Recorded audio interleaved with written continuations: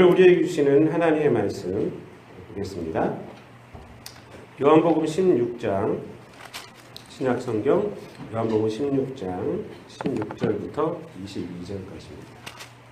조금 있으면 너희가 나를 보지 못하겠고 또 조금 있으면 나를 보리라 하시니 제자 중에서 서로 말하되 우리에게 말씀하신 바 조금 있으면 나를 보지 못하겠고 또 조금 있으면 나를 보리라 하시며 또 내가 아버지께로 가미라 하신 것이 무슨 말씀이냐 하고 또 말하되 조금 있으면이라 하신 말씀이 무슨 말씀이냐 무엇을 말씀하시는지 알지 못하노라 하거늘 예수께서 그 묻고자 함을 아시고 이르시되 내 말이 조금 있으면 나를 보지 못하겠고 또 조금 있으면 나를 보리라 하므로 서로 문의하느냐 내가 진실로 진실로 너희에게 이르노니 너희는 곡하고 애통하겠으나 세상은 기뻐하리라.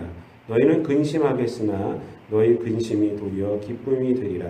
여자가 해산하게 되면 그때가 이르렀으므로 근심하나 아기를 낳으면 세상에 사람 난 기쁨으로 말미암아 그 고통을 다시 기억하지 아니하느니라. 지금은 너희가 근심하나 내가 다시 너희를 보리니 너희 마음이 기쁠 것이요 너희 기쁨을 빼앗을 자가 없으리라. 아멘. 오늘 읽은 말씀을 가지고 오직 예수라는 제목으로 함께 은혜를 나누도록 하겠습니다. 다 함께 한번 따라해 보시기 바랍니다. 오직 예수. 오직 예수. 우리가 이제 지난 주일에는 성령께서 오셔서 하시는 일은 예수 그리스도에 대한 사역임을 우리가 알았습니다. 그리고 성령께서 알리시는 장래일 또한 성령의 다른 그러한 사역이 아니라 예수 그리스도와 다른 그러한 사역이 아니라 예수 그리스도의 이 십자가와 이 부활 또 다시 오실 재림의 사건 이 사건이 이 과거의 십자가 부활이 특별히 과거의 역사적 사건으로 끝나는 것이 아니라 계속 다가오는 시대에도 변하지 않고 예수 그리스도의 십자가와 부활이 구원의 능력이 되게 하는 그런 일을 하는 것이 바로 이 성령의 사역임을 우리가 이 장래일이라는 것을 통해서 우리가 알 수가 있었습니다. 그런데 예수께서 지금 이 성령님께서 하시는 일이 예수님에 관한 일이다. 예수님께 영광을 돌리는 일이다. 라고 이렇게 제자들에게 말씀하시는 그 이유가 무엇일까요? 그 이유는 다른 것이 아닙니다. 제자들이 예수님에 대해서 좀 제대로 알기를 원하는 거예요. 예수님에 대해서. 제자들이 예수님을 3년이나 쫓아다녔습니다. 그리고 지금은 어느 순간에 있냐면 예수님이 이제 십자가를 지어야 할 그 순간에 있습니다. 그래서 이제 16장까지가 예수님이 이제 제자들에게 이렇게 말씀하신 것이고 17장 요한복음 17장에서는 예수님의 이제 기도가 이제 나오고 그 이후부터는 이제 예수님께서 이제 잡히시고 또한 재판 받으시고 그리고 십자가에 달려 죽으시고 이제 부활하시는 사건 부활한 후에 이제 제자들을 만나는 사건이 그 다음부터 이렇게 나옵니다. 그러니까 예수님께서 말씀하시는 것은 끝납니다. 이걸로 끝나고 16장으로 끝나고 그리고 18장부터는 예수님의 이제 삶, 역사적인 삶에 대해서 이제 묘사를 하고 있습니다. 지금 그 순간에 왔는데 제자들은요 예수님에 대해서 아직 잘 모르고 있습니다. 그래서 14장부터 16장까지 계속 그 얘기를 하시는 거예요. 예수님이 이 땅에 오심의 의미, 예수님이 누구고 또 예수님의 죽으심의 의미 이거에 대해서 계속 말씀을 해주고 있는 것입니다. 그리고 가면은 성령께서 오신다. 보혜사이신 성령께서 오셔서 또 예수님에 대해서 가르치신다는 거예요. 예수님에 대해서, 예수님의 삶에 대해서, 예수님의 십자가와 부활에 대해서 다른 거 가르치는 것이 아니라 예수님에 대해서 가르친다. 그것을 계속 말해주고 있어요. 그러니까 뭐냐면 이 말씀을 통해서 제자들에게 내가 누구인지를 너희도 좀 알아라 이거예요. 알아라. 내가 이곳에 왜 왔는지를 좀 알아라 이거예요.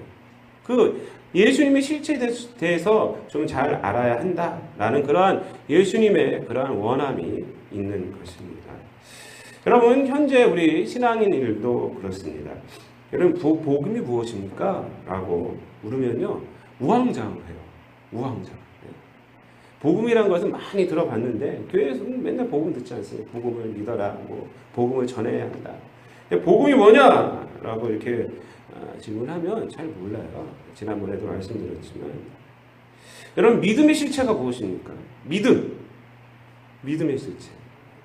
여러분 믿음의 실체는 뭐냐면 예수님입니다. 예수님을 믿는 거예요. 믿음에서 가장 중요한 건 누구를 믿는 거예요.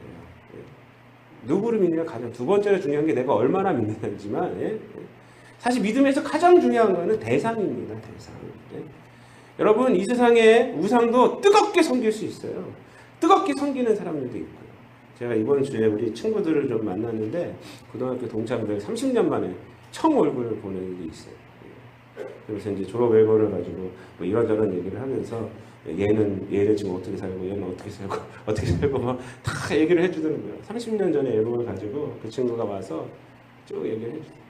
그 중에 하나가 원불교, 걔네 엄마가 원불교에서 아주 탑이래요, 탑. 이번에 25억을 헌금했대. 25억. 별걸 다 해야 그렇게 우상을 섬기건 뭘 섬기건 어떤 깨달음을 섬기던 사실 이제 불교는 우상을 섬기는 그런 종교는 아니에요. 자기가 이제 부처가 되는 거기 때문에 깨달음을 향한 거예요. 깨달음을 향한 것이 불교인데 하여튼 어떤 깨우침을 섬기던 그렇게 열심으로 섬길 수 있어요. 그렇게 열심으로. 그러니까 믿음이 열심이다라고 생각하시면 안 돼요. 믿음에서 가장 중요한 것은 누구를 믿는 거예요. 그러니까 믿음의 실체는 예수님이에요. 예수님. 여러분 전도가 뭐예요? 전도가 예수를 전하는 것이 전도예요. 예수를 전하는 것이. 복음은 다른 것이 아니에요. 예수님이 복음이에요. 예수님이 복음의 내용입니다. 복음의 내용. 예수님. 예수를 믿어 구원받는 것이 복음이에요. 그리고 이 사실이 가장 축복입니다. 예수를 나의 구주 삼고 성령과 피로써 거듭나니 이 세상에서 내 영혼이 하늘의 영광 누리로다. 이것이 나의 간증이요. 이것이 나의 찬송이었어요. 나 사는 동안 끊임없이 구주를 찬송하리로다. 이 찬양이 너무나도 이 복음에 대해서 잘 표현하고 있는 거예요. 뭐가 간증이에요? 예수님이 나의 구주 되고 성령과 피로써 거듭났다. 이것이 우리의 간증이라고. 사실 모든 인간에게 있어서 예수를 믿는다는 것은 믿어도 되고 안 믿어도 되는 문제가 아닙니다. 사실 세상 사람들은 뭐 그렇게 생각할지 모르겠지만은 여러분 믿음을 가진 우리들은 그렇게 생각하면 안 되죠. 우리는 알고 있잖아요. 여러분 우리가 살기 위해서는 예수를 믿어야 돼요. 살기 위해서는 예수를 믿어야 되는 것입니다. 먹고 산다고 해서 그것이 사는 것이 아니잖아요. 인간의 모든 삶에 있어서 가장 중요한 것은 예수님을 믿는 것입니다. 가장 우선시돼야 할 것은 예수님을 믿는 것입니다. 세상 사람들이야 이 사실을 모르니까 그냥 아무렇게나 생각하는 거예요. 믿으면 어떻고 안 믿으면 어떻고. 그러나 신앙인들은 이렇게 생각하면 안 되잖아요. 그런데 오늘날 신앙생활 하시는 분 보면 몇몇 분들을 보면 이 자리에 모인 사람들 말고 예수님에 대해서 그렇게 생각하지 않아요. 믿어도 되고 안 믿어도 되고 라고 이렇게 좀 하찮게 그렇게 생각하는 분들이 있어요. 마치 이런 생각은 뭐냐면 사춘기 때 자녀들이 부모에 대해서 막 반항하는 것 같은데 부모님을 함부로 대하는 것. 사춘기 때 그런 경우들 있지 않습니까? 우리 부모보다 뭐 누가 더 좋아 막 하면서 부모를 함부로 대하는 거예요. 그 사춘기 때 정신연령이 좀 어리니까 그런 거예요. 나중 되면 세상에서 우리 부모님이 가장 좋으신 분이야. 반성하게 되지 않습니까? 나중 되면. 여러분 왜 그런 생각을 가질까? 교회를 다니면서도 왜 그런 생각을 가질까? 그것은 신앙생활의 목적이 잘못되었기 때문에 그렇습니다. 예수님을 통한 기쁨이 아니라 다른 것을 예수님을 통해서 이 세상의 것을 가지려고 하는, 아니면 다른 것을 추구하는 것이에요. 예수님이 신앙의 목적이 아니기 때문에 예수님이 자꾸 두 번째, 세 번째, 네 번째, 10번째까지 넘어가는 거예요. 여러분, 사람에게 있어서 가장 소중한 것이 뭘까요? 우리 인간들에게 있어서 생명입니다. 생명. 먹는 것, 입는 것, 마시는 것이 아닙니다. 여러분, 예를 들어서 지금 목숨이 경각에 달린 사람에게 명품 가방이 필요하겠습니까? 루이비통인지 원통인지 가방 갖다 주면은 좋아하겠습니까? 무엇이 중요하겠습니까? 그 사람에게는 수술해야지, 치료해야지, 생명을 살리는 게 중요하죠. 살려놓고서 보세를 입히던 명품을 주던 살려놓고 해야죠. 생명이 가장 중요한 거예요. 이게 사실 상식 아닙니까? 예수님이 뭐라고 그러시냐면 마태복음 6장 25절에 목숨을 위하여 무엇을 먹을까? 무엇을 마실까? 몸을 위하여 무엇을 입을까? 염려하지 마라. 목숨이 음식보다 중하지 아니하며 몸이 의복보다 중하지 아니하냐. 이렇게 말을 합니다. 이 얘기를 왜 하냐면 세상 사람들이 보면은 먹고 사는 문제로 몸을 망치고 살아가고 있다는 것이. 먹고 사는 문제로 하나님께서 주신 생명을 함부로 하고 있다는 것입니다. 그 결과 어떻게 되면 생명을 가지고 살아가는 게 먹고 사는 것만 벌어보면 그것으로 만족하고 끝나는 거예요. 생명을 가지고 그렇게 살다가 인생을 낭비하는 거예요.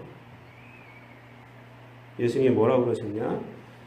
너희는 먼저 그의 나라와 그의 의를 구하라. 그리하면 이 모든 것을 너희에게 더하시리라. 이렇게 말씀하셨어요.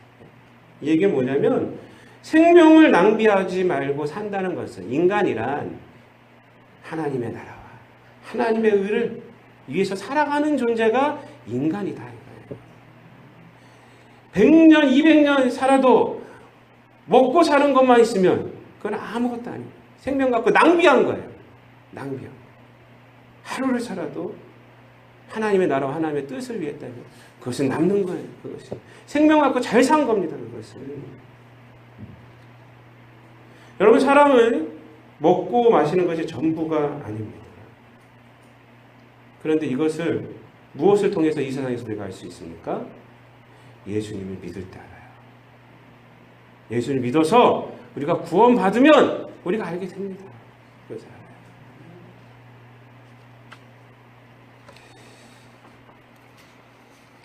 내가 설교 준비를 하면서 어떤 목사님 이야기를 들었는데 그 목사님께서 새벽 기도 나오는데 걸어 나오는데 걸어 나와서 이제 기도하러 교회까지 가시나 봐요. 사택이 따로 있으니까.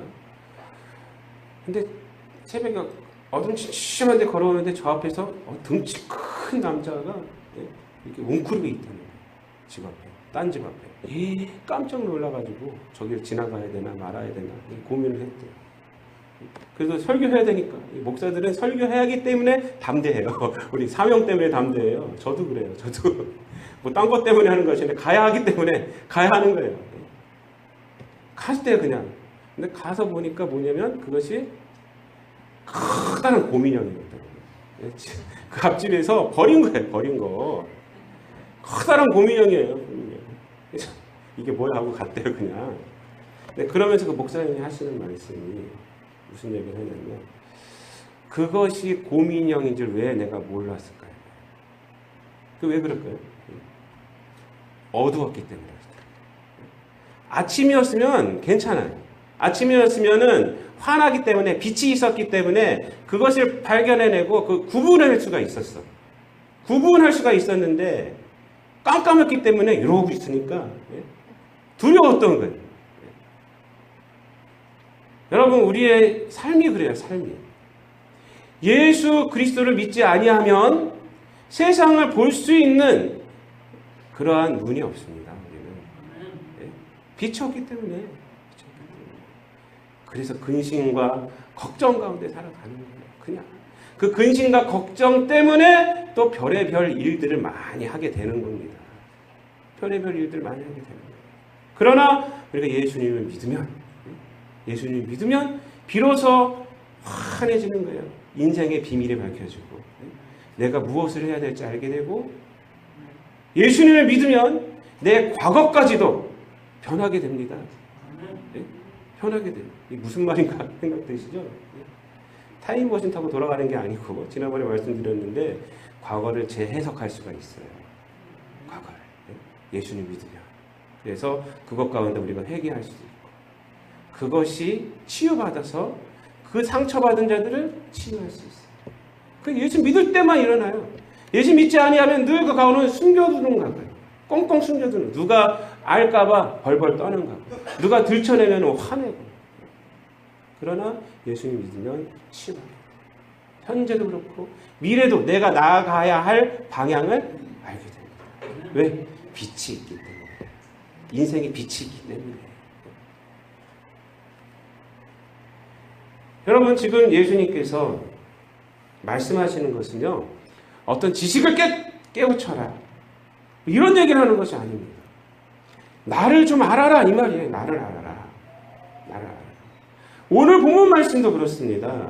오늘 본문 말씀도 지금 주님께서 하시는 말씀이 보면 아주 좀 뭔 말을 하는지 잘 몰라요. 사실은. 그래서 이 제자들도 도대체 무슨 말이야 하고 자기들끼리 막 하고 있어요. 16절부터 보면은 16절부터 이렇게 보면은 예수님께서 16절에 뭐라고 말씀하셨냐면은 조금 있으면 너희가 나를 보지 못하고 또 조금 있으면 나를 보리라 이 말씀을 하셨으니까 제자들 17절 18절 말씀에 보면 도대체 무슨 말이야. 조금 있으면 나를 보지 못하고 또 조금 있으면 나를 보리라 또 아버지께로 간다. 또 18절에 조금 있으면 또 뭐야 이게 무슨 말이야 이게. 그러니까 19절 말씀에 얘기하는 것을 말씀을 들으시고 예수님께서 20절부터 22절까지는 그 예수님께서 말씀하신 그 의미에 대해서 설명을 해주셔요. 설명해 주셔요. 제자들이요 우왕좌왕하고 있어요. 계속 반복하는 말씀이 뭡니까? 지금 조금 있어요. 조금 있어요. 계속 조금 있으면 이 말씀이 계속 반복이 되고 있어요. 이 조금 있으면 말 그 자체에도 사실 의미가 있는데 오늘은 그 말씀보다는 이 전체적인 말씀을 보려고 큰 그림을 좀 보려고 합니다. 지금 제자들이요 예수님께서 하신 말씀 우리는 뭔 말인지 알아요. 조금 있으면 너희가 나를 보지 못하리라. 이 말은 예수님이 십자가를 지신다는 거예요. 조금 있으면.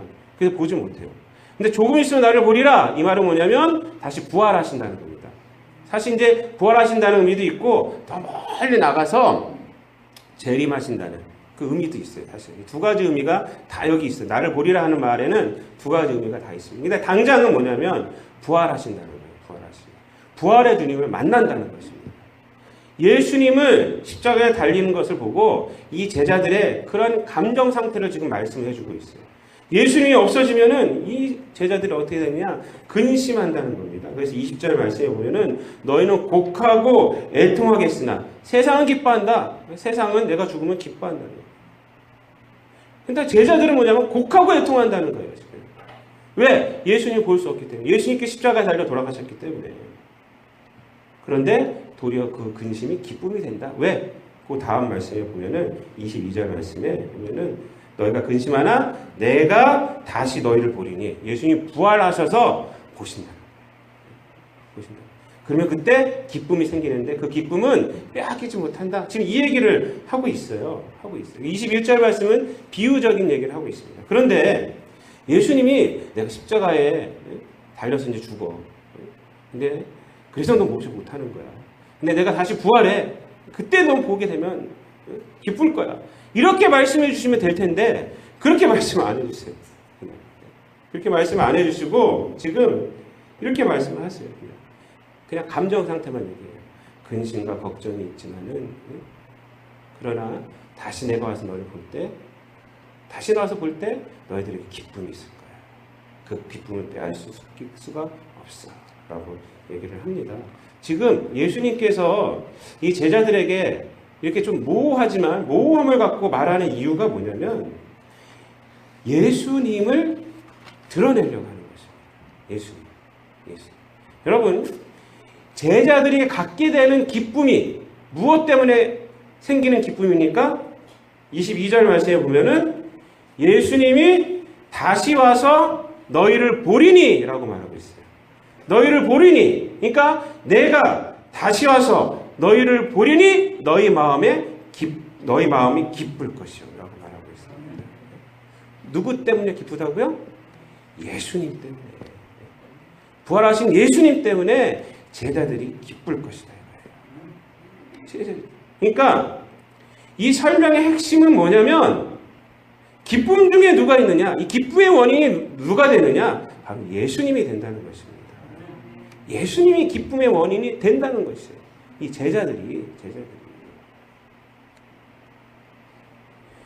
그럼으로써 지금 제자들에게 드러내고자 하는 것은 뭐냐면 내가 중요하다는 거예요. 예수가 중요하다는 것입니다. 내가 없어지면 근심과 고통이 있는 것이고 나를 보면은 기쁨이 있게 된다는 거예요. 삶의 중심이 뭐예요? 기쁨과 근심의 중심이 누굽니까? 예수님이란 거예요. 예수님. 우리는 이 세상에서 살아갈 때 우리의 중심이 뭐가 있으면 기쁘고 뭐가 있으면 슬픕니까? 세상 사람들은 다 돈이나 건강이나 명예나 이런 것이 있으면 기쁘고 없으면 슬프고 그러지 않습니까? 그러나 그렇지 않다는 거예요. 인생이란 예수님이 없으면 근심 가운데 있는 것이고 예수님이 있으면 기쁨 가운데 있는 것이죠. 예수님이 없는 가운데서는요, 우리가 근심해야 돼요, 진짜. 예?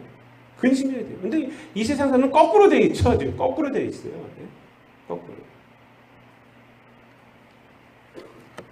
여러분, 출애굽기 3장에 가면은 모세가 이제 호렙산에서 하나님 부르시는 장면이 나옵니다. 얼마나 이 장면이 재미있는지 몰라요. 제가 어저께 설교 준비하면서 얼마나 무서운지 몰라요. 제가 이거 보면서 맨날 보는 것이긴 한데 또 보니까 너무 또 재밌더라고요. 하나님께서 모세를 호렙산에 부르셨잖아요. 불러가지고 이제 소명을 주세요. 그러니까 모세가 뭐라는지 아세요? 11절 말씀에 내가 누구시기에 바로에게 가며 이스라엘 자손을 애굽에서 인도하여 내게 하리이까. 그러니까 이 무슨 얘기냐면은 나 가기 싫습니다. 나는 그런 능력도 없습니다. 나 그런 능력이 없어요. 그러한 의미가 있고요. 그와 더불어서 또 무슨 의미가 있냐면 하나님께서 이렇게 부르셔서 이제 보낸다 그러니까 아니 하나님 그러면은 저에게 무엇을 주시겠습니까? 내가 애굽에 갈 텐데 갈 때 무엇을 주시겠습니까? 그 표적을 나에게 주십시오. 이런 의미가 있는 거예요. 그러자 하나님이 뭐라고 말씀하셨냐? 모세가 11절에서 이렇게 말하니까 12절에서 출애굽기 3장 12절에서 내가 반드시 너와 함께 있으리라 이렇게 말씀하셨어요. 내가 하나님이 반드시 너와 함께 있으리라. 그러니까 모세가 이렇게 또 얘기를 합니다.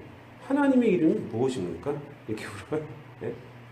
하나님의 이름이 무엇입니까? 그 다음에 사실 그러니까 이 물은 뭐냐면 그 사람들이 이스라엘 백성들이 이렇게 당신이 나를 보내서 왔다고 내가 말하면 이름을 물어볼 텐데 그 이름을 뭐라고 말해야 됩니까? 라고 물어보는 거예요. 모세가. 근데 사실은요. 그 이스라엘 백성이 궁금해서 물어보는 게 아니라 자기가 궁금해서 물어보는 거예요. 내가 누구에게 갑니까? 하니까 하나님이 내가 너와 함께 하리라 그러니까 당신 도대체 누굽니까? 이 얘기예요. 하나님의 이름이 뭡니까? 이렇게 물어봐요. 그러니까 그 다음에 14절에서 이렇게 말하죠. 모세에게 나는 스스로 있는 자다. 나는 스스로 있는 자다. 그리고 이스라엘 백성에게 스스로 있는 자가 보냈다. 이렇게 말해라. 그러니까 이 하나님은 모세의 마음을 다 찝어보고 있던 거예요. 네가 궁금하지? 그러니까 모세에게 나는 스스로 있는 자다 라고 말하고 이스라엘 백성에게 가서 스스로 있는 자가 보내셨다. 이렇게 말을 해라 라고 합니다. 그렇게 그리고 나서도 뭐 여러 가지 얘기 많이 하죠. 얘기하다 결국은 무릎 딱 꿇고 이제 가긴 가는데 여러분 우리는 무슨 일을 할 때 이 세상에 뭐를 좀 있어야 된다. 무엇을 이렇게 생각합니다. 그러나 하나님 한 분이면 되는 거 아닙니까? 여러분? 하나님 한 분이면 돼요. 하나님은 이 세상의 원인이에요. 원인. 이 세상의 원인. 하나님은 어떤 원인에 의해서 계신 분이 아니라 하나님 자신이 원인이라고요. 스스로 계신 분이에요. 계신 분. 제가 아까도 말씀 전에 기도드렸지만 하나님께서 이 세상 모든 만물을 뭘로 만드셨어요? 말씀으로 창조하셨다. 말씀. 그러니까 이 세상 모든 만물은 하나님이 원인이 돼서 나온 것이에요. 하나님이 원인이 된 거예요. 근데 하나님은 스스로 계신 분이에요. 그 하나님이 함께 하신다는데 그만큼 더 힘 있는 게 어디 있습니까? 지금 예수님께서 하시는 말씀도 마찬가지입니다. 십자가에 달려 죽음으로 제자들이 근심하고 통곡하게 될 거예요. 그러나 조금 있으면 예수님의 부활로 인해서 너희들이 기뻐할 것이다. 왜? 나를 만날 것이기 때문에. 그리고 그 기쁨의 원인이 누구냐? 바로 나다. 바로 나다. 예수님의 능력으로 자신이 감동받았기 때문도 아니고 예수님의 말씀으로 자신이 이해하였기 때문도 아니라 십자가에 죽으셨던 예수님이 부활하신 것 때문에 순수히 예수님 때문에 그분이 원인이 되어서 이제 기뻐하게 된다는 것이죠. 순순히 예수님 때문에. 여러분, 얼마나 많은 분들이 신앙의 문제를 자신의 어떠한 이해관계에 놓고 판단하는지 모릅니다. 또 자신의 어떤 그 감동 놓고 감동을 받았느냐 안 받았느냐. 저는 사람은 화장실 들어갈 때하고 나올 때가 틀려요. 들어갈 때와 나올 때가 틀려요. 자신의 이해력도 마찬가지입니다. 여러분, 성경 말씀 전부 다 이해할 수 있나요, 사실? 전부 다? 내가 이해한 것만큼만 내 성경을 이해할 수 있어요. 근데 이 성경 말씀 이해하는 것도요, 우리의 학식 수준에 따라 틀린 거 아닙니까? 여러분? 수학을 배울 때도 마찬가지예요. 수학을 배울 때도. 여러분, 초등학교 아이들한테 미적분을 아무리 가르쳐봤자 천재나 할 수 있죠. 네? 천재나. 아이들은 알아듣지를 못해요. 무슨 인테그럴이 어쩌고, 뭐 fx 어쩌고 설명하면은 f도 몰라. f가 뭔지도 모르는 애들한테. 여러분, 신앙을 내 감동과 내 이해력에 두었을 때 우리는 이 성경 말씀 뭔지를 몰라요. 모릅니다. 여러분, 지금 이 신앙이라는 것은 뭐냐면 어떤 내가 얼마나 많이 성경 지식을 많이 아는가가 아닙니다. 내가 얼마나 많이 감동을 받았느냐고도 아닙니다. 그것이 아니에요. 인격적인 예수님을 만났느냐 안 만났느냐. 그 예수님을 통해서 내가 기쁨이 있느냐 없느냐. 그래서 이 기쁨을 얘기하는 거예요. 그래서 실제적인 사건이란 말이에요. 실제적인 사건이에요. 실제적인 사건.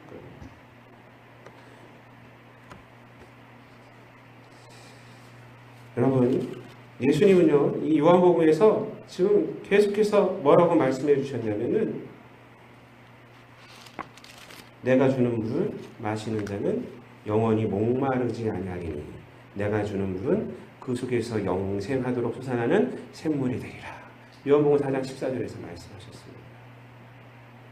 이게 무슨 말입니까? 뭐 물을 주신 거예요, 진짜로? 예수님 그 자체를 만나라는 거예요. 요한복음 6장 35절에서 나는 생명의 떡이니 내게 오는 자는 결코 줄이지 아니할 터이요 나를 믿는 자는 영원히 목마르지 아니하리라. 예수님. 요한복음 11장 25절부터 26절에서 나는 부활이요 생명이니 나를 믿는 자는 죽어도 살겠고 무릇 살아서 나를 믿는 자는 영원히 죽지 아니하리니 이것을 내가 믿느냐. 이렇게 이것을 믿느냐. 예수님을 믿느냐 안 믿느냐. 예수. 14장 6절에서는 내가 곧 길이요 진리요 생명이니 나로 말미암지 않고는 아버지께로 올 자가 없느니라. 예수님이 길이고 예수님이 진리고 예수님이 생명이라는 거예요. 어떤 것을 깨닫고 이런 것이 아니에요, 여러분. 어떤 깨닫고. 예수님이 마태복음 11장 28절에서는 우리 사람들에게 그럽니다. 수고하고 무거운 짐진 자들아 다 내게로 오라. 내가 너희를 쉬게 하리라. 이렇게 말합니다. 인생의 짐, 인생 가운데서 막 죄 가운데 살아가는 우리들이 먹고 마시는 문제 때문에 막 그냥 이런 자들에게 말하는 거예요. 수고하고 무거운 짐진 자들아 다 내게로 오라. 내가 너희를 쉬게 하리라. 내가. 이런 초청을 해주세요. 성도 여러분, 말씀을 마치겠습니다. 예수님을 만나는 것은요, 모든 인생의 문제를 해결받는 겁니다. 해결받는 거예요. 모든 인생의 문제 해답은 예수 그리스도예요. 예수 그리스도입니다. 성경이 기록하고 있는 거 예수님입니다. 뭐 신령한 지식 이런 것들이 아닙니다. 어떤 형상도 아닙니다. 예수님이에요. 예수님. 성경이 우리에게 말씀하시는 것은 세상의 것을 추구하는 것이 아니라 예수님을 바라보라라는 것이고 예수님과 동행하라는 것이고 예수님을 기다리라는 것입니다. 이것이 신앙이다 라고 말을 하고 있습니다. 히브리서 12장에서는 그래서 믿음의 주에 온전케 하시는 이인 예수를 바라보라 라고 말씀하고 있고요. 요한계시록 22장 20절에서는 내가 진실로 속히 오리라 하시거늘 아멘 주 예수여 오시옵소서 라고 이렇게 고백을 하고 있는 것입니다. 성령께서 증거하는 것도 우리가 지난 시간에 봤지만 그가 내 영광을 나타내리니 라고 말합니다. 예수님을 나타내는 것입니다. 여러분의 신앙은 어떤 신앙입니까? 예수님 때문에 기쁨이 있습니까? 예수님이 감사의 원인이 되고 있습니까? 예수님이 소망의 근원이 되고 있습니까? 이것이 있을 때 지금 우리에게 닥친 여러 가지 힘들고 어려움이 있을지라도 다 이겨낼 수 있습니다. 다 이겨낼 수 있고 그 가운데서 놀라운 하나님의 능력을 더 체험할 수가 있습니다. 예수님께 감사하고 예수님과 동행하고 예수님을 닮아가고 예수님을 바라보고 예수님을 기다리는 것이 우리의 신앙이 되어야 하겠습니다. 예수님을 통한 기쁨은 빼앗을 자가 없어요. 빼앗을 자가 없습니다.